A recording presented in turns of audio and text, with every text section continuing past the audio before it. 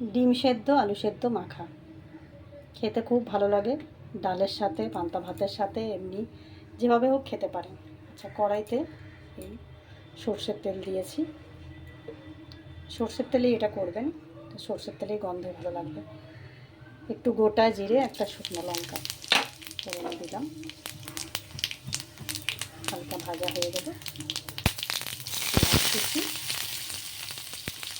আর একটু কাঁচা লঙ্কা কুচি।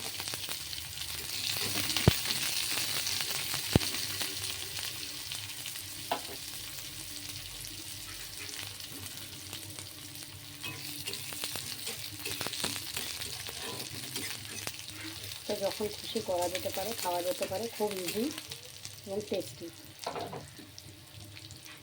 এবার এর মধ্যে দিয়ে দেবো আলু সেদ্ধগুলো। এই আলু সেদ্ধগুলো একটু ভেঙে দিয়ে দিচ্ছি হাতে করে।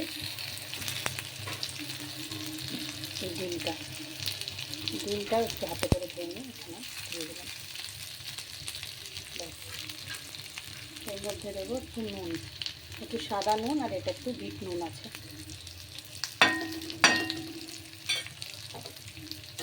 আর কিছু লাগবে না।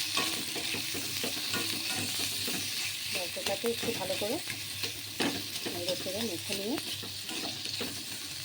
ঠান্ডা হলে হাত দিয়ে একটু ভালো করে চটকে মেখে নেবে। তারপর ডালের সাথেও ভাত দিয়ে খেতে পারেন। আজকে আমি এই পান্তা ভাতের সাথে খাবো।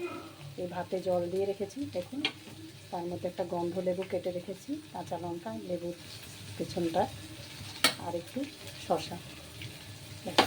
এই আজকের আমার ব্রেকফাস্ট বা লাঞ্চ যাই হোক বলতে পারেন। এটাই খেয়ে আমি সারাদিনের জন্য বেরোবো। Thank you for watching. শরীর ঠান্ডা থাকবে এবং খেতেও খুব টেস্টি। যখন খুশি বাড়িতে করে খেয়ে দেখবেন।